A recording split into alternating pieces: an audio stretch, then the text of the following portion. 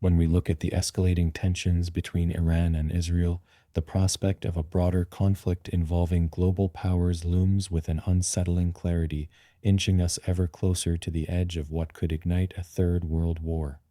The global stage is set in such a way that alliances and enmities are drawn sharply along ideological, geopolitical, and economic lines. On one hand, we have Israel, a staunch ally of the West, particularly the United States, often serving as a lightning rod for broader Middle Eastern discontent. On the other hand, Iran stands as a symbol of defiance against Western influence, its ideological posturing embraced by factions and nations that see themselves as resisting the encroachment of imperialism. The catch: neither side has room for reason, nor do they care to entertain it. In this cauldron of conflict, both Iran and Israel represent more than just nations. They represent poles in a larger cultural, religious, and geopolitical struggle. Their conflict isn't just over land or national sovereignty, it's become a proxy for the myriad conflicts that rage beneath the surface of international diplomacy. The West, already fatigued by its wars in Iraq and Afghanistan, continues to support Israel, both militarily and economically, despite growing dissent within its own population over whether such support is justified. Meanwhile, Iran remains backed by powerful allies such as Russia and China, further deepening the global stakes. Here lies the core of the danger: no side is willing to back down. If hypothetically Iran and Israel were to escalate further, perhaps through a deliberate military strike or a retaliatory attack, this could draw their respective allies into the fray.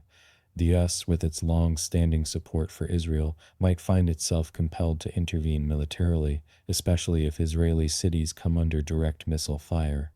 Meanwhile, Iran's allies, such as Hezbollah in Lebanon or even Russia, which has its own complex relationship with Iran, could be pulled into the conflict either through direct or indirect means. What would unfold is not simply a regional war, but a catastrophic conflict that drags major world powers into a vortex of violence, each side armed to the teeth with modern, devastating weaponry. A world war, not of trench lines and iron fortifications, but one of missiles, drones, and cyber warfare, a war with no clear right side. In this war, we see no moral victors. We are watching, horrified, as the bad actors on both sides create narratives to justify their bloodlust. This is a conflict devoid of reason or righteousness because the roots of the fight itself are mired in centuries of enmity, religious extremism, and geopolitical greed. And therein lies the most chilling aspect of this possible war. There is no clear answer. The world is not dividing itself into neat camps of good versus evil. This isn't the fight against fascism or communism. This is a war where each side feels justified, driven by the unyielding belief in their own survival and supremacy. The United States, bogged down by internal strife and divided political will, might reluctantly choose to enter the fray. China and Russia, sensing weakness in the West, might seize the opportunity to expand their influence. Alliances will shift, neutral countries may be forced to take sides, and in the end, the cost of this war would be nothing short of apocalyptic.